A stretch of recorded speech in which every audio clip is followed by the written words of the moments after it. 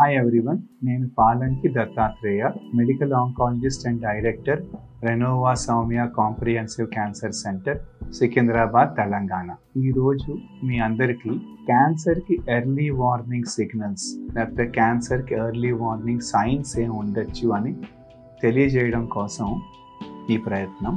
Early warning signals of cancer అంటే కొన్ని early science and symptoms ముందే కనుక గుర్తిస్తే అప్పుడు క్యాన్సర్ని ముందే కనుక్కునే అవకాశం ఉండదు. Because cancer is curable. క్యాన్సర్ని పూర్తిగా తగ్గించేయచ్చు ఇఫ్ డయాగ్నోస్డ్ ఎర్లీ. అది మనం ముందే కనుక స్టేజ్ 1 స్టేజ్ 2లో కనుక్కుంటే. సో ఎర్లీ వార్నింగ్ సిగ్నల్స్ని మనం నెగ్లెక్ట్ చేయకూడదు. సో కానీ ఎర్లీ వార్నింగ్ సిగ్నల్స్ ఆర్ మనం ఏం ప్రయత్నం చేయకపోయినా బరువు తగ్గిపోవడం, weight loss, unexplained weight loss, ఆహారం అంతా బాగానే తింటూ ఉన్నా నీరసం రావడం, ఫెటీగ్, అన్ఎక్స్ప్లెయిన్డ్ బ్లీడింగ్ అంటే లైక్ పీరియడ్స్ ఆగిపోయాయి, మీనోపాజ్ వచ్చేసింది. మోర్ దెన్ 50-55 ఫీమేల్స్లో కూడా మనకైనా మళ్ళీ కొంచెం బ్లీడింగ్ కనపడడం ఆర్ అన్ఎక్స్ప్లెయిన్డ్ డిశ్చార్జ్. మనకి మోషన్స్లో కానీ లేకపోతే యూరిన్లో కానీ కొత్త మార్పులు కనపడడం. ఉదాహరణకి మోషన్స్లో బ్లడ్ రావడం, లేకపోతే కొన్ని రోజులు మోషన్స్ ఎక్కువ కావడం, కొన్ని రోజులు పూర్తిగా ఆగిపోవడం, ఆల్టర్నేటింగ్ డయరీ అండ్ కాన్స్టిపేషన్, యూరిన్లో బ్లడ్ రావడం, ఏదైనా కొంచెం యూరిన్ పోయడంలో urgency, frequency, hesitancy. So changes in bladder and bowel habits. ఏదైనా పుండు కనుక మానకుండా ఉంటే any sore that does not heal, thickening of the స్కిన్లో కొంచెం మార్పులు కనపడడం, ఎనీ లంప్స్, ఎనీ బంప్స్, కొన్ని గడ్డలు కనపడ్డాం, ఎస్పెషలీ ఫర్మ్గా హార్డ్గా ఉన్నా మనం ట్రీట్మెంట్ తీసుకుంటూ ఉన్నాం. 2 వీక్స్ 3 వీక్స్ యాంటీబయాటిక్ కోర్స్ వాడాం, యాంటీ ఇన్ఫ్లమేటరీ కోర్స్ వాడాం, అయినా ఆ గడ్డలు పెరుగుతూనే ఉన్నాయి.